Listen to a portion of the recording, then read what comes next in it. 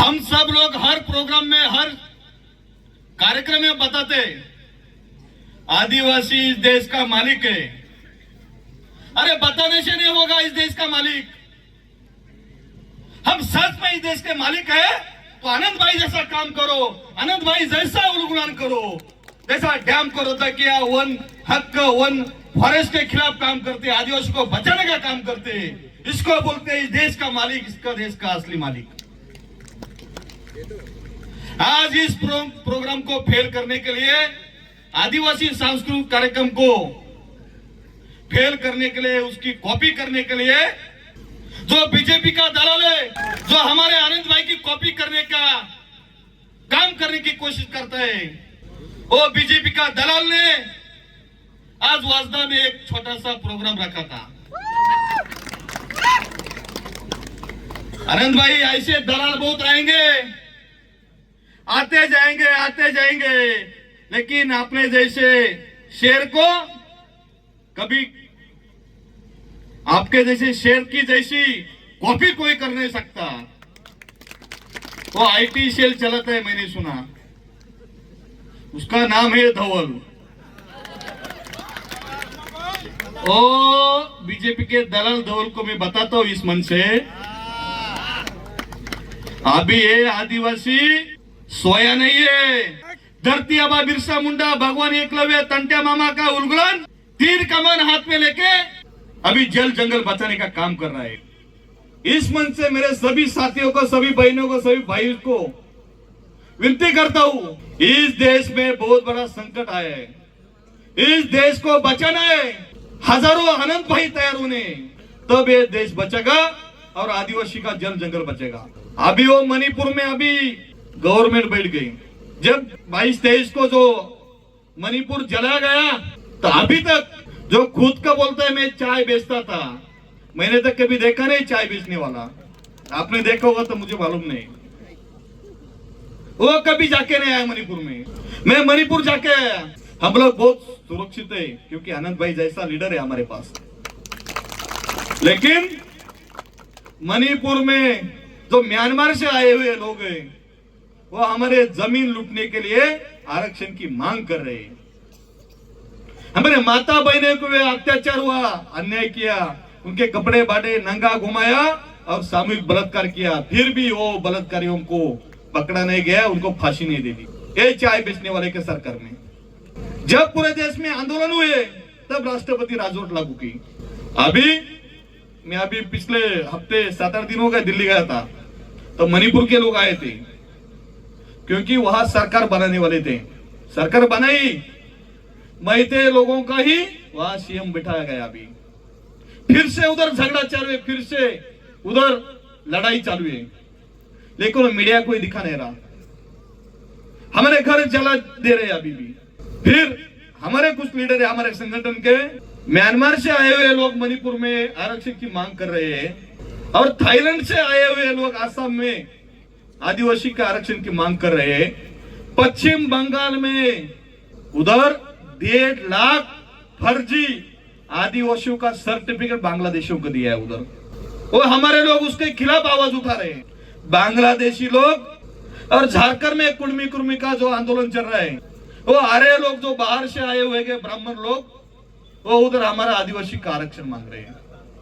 और जो अफगानिस्तान से जो नमक का व्यापार करने के लिए भारत पे आया था, वो बंजारा, वो हमारे महाराष्ट्र में एसटी का आरक्षण मांग रहा है। धनगर कम्युनिटी है, वो हमारे आरक्षण की मांग कर रहा है।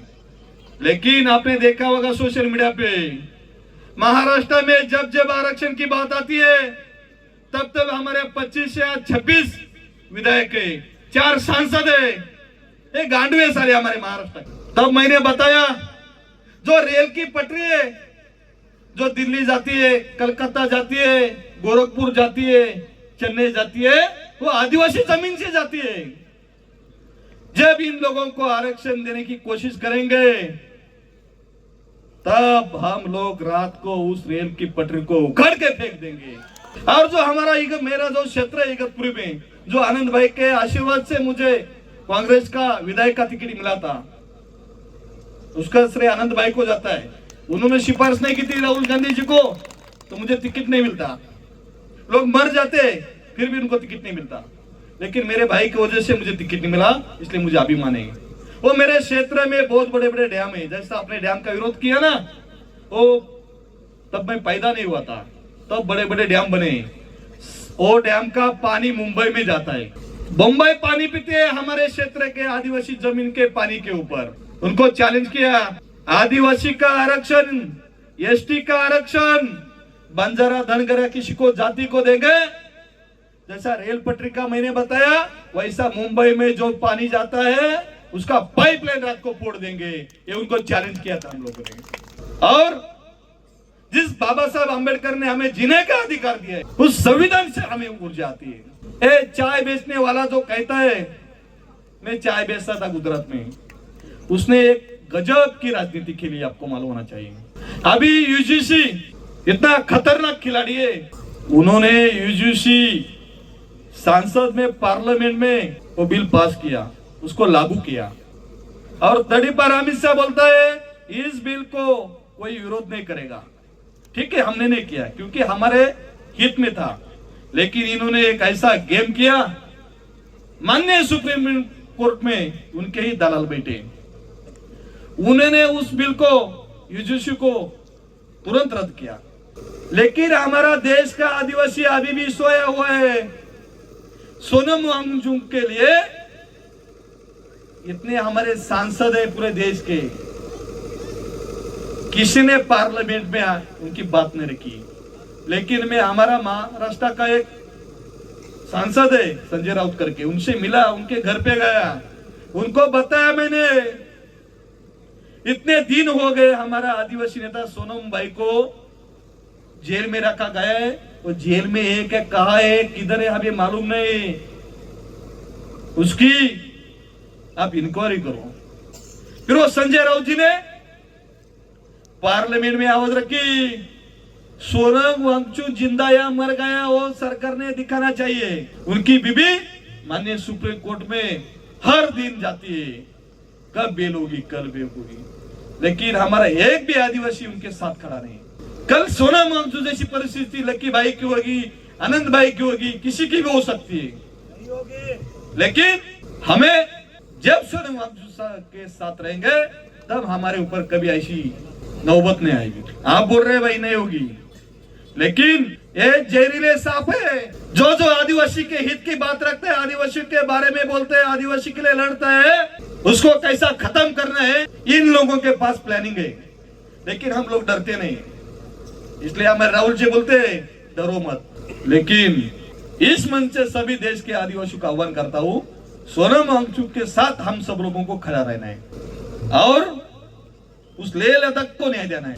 आनंद भाई कभी किससे डरता नहीं, मैं भी किससे डरता नहीं, क्योंकि इस मंच पे किसका फोटो है मालूम है आपको? किसका फोटो है मालूम है? मालूम है आप सबको, लेकिन यही फोटो, यही आवाज आदिवासियों की आवाज है। ए आदिवासी शेर है, ए आदिवासी रक्षक है, और यही बाबा साहब का विचारधारा से चलने वाला संविधान रक्षक है हमारा शेर आनंद भाई पटेल। हमारी सरकारें स्कूल बंद होने वाली, हमारे युवाओं को रोजगार मिलना चाहिए। मैं दिल्ली में जितने भी सांसद है हमारे, सबको बोलता हूँ, सबसे बात करते रहता हूँ, युवाओं के बारे में सोचो, बेरोजगारी के बारे में सोचो, हमारे जल जंगल के बारे में सोचो, लेकिन कोई बात नहीं करता। ये जितने भी आनंद भाई सांसद है, सिर्फ वो झारखंड का एक भगत और एक झारखंड का 2-3 सांसद छोड़ के बाकी सिर्फ दिल्ली में मजा मारने के लिए जाते हैं, एंजॉय करने के लिए जाते हैं। आपको मालूम नहीं, आप चुन के देते हैं, तो पूछो वो धवल को वो क्या करता है।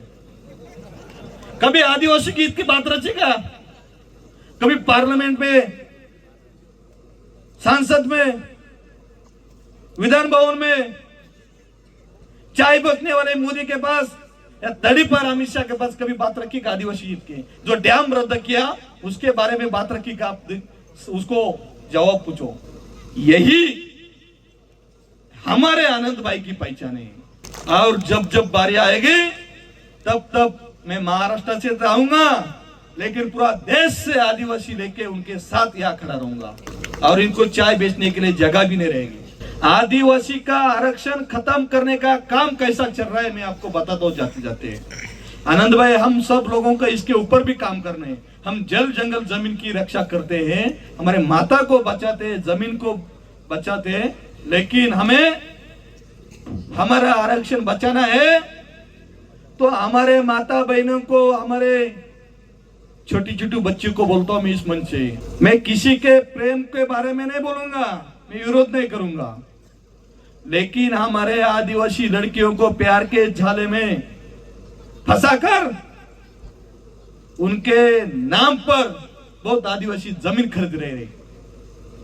आदिवासी बच्चों से शादी करके जिला पंचायत, पंचायत समिति, सरपंच, विधायक, सांसद के जो रिजर्वेशन सीट है उधर खड़ा करे।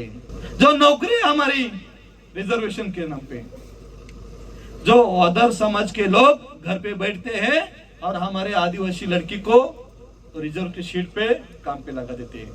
क्योंकि अभी बहुत चुनाव हो गए, सभी चुनाव में गया, ज्यादा से ज्यादा लड़कियां, ज्यादा से ज्यादा लेडीज चुनाव में खड़ी दिखी मुझे। मैं मुंबई में गया, मेरे क्षेत्र में गया, ये दिंडोरी क्षेत्र में भी एक सांसद के लिए महिला खड़ी थी।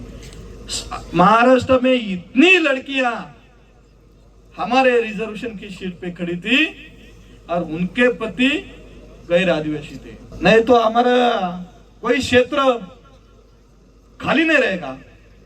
इसलिए मेरी सभी बहनों को विनती है, आप किससे भी शादी करो, लेकिन आपके नाम पे कोई जमीन लेगा, आपको कोई सरकारी नौकरी पे लगाएगा, आपको किधर चुनाव क्षेत्र में खड़ा करेगा, उसके खिलाफ आवाज उठाओ। कब तक लड़ेंगे हम?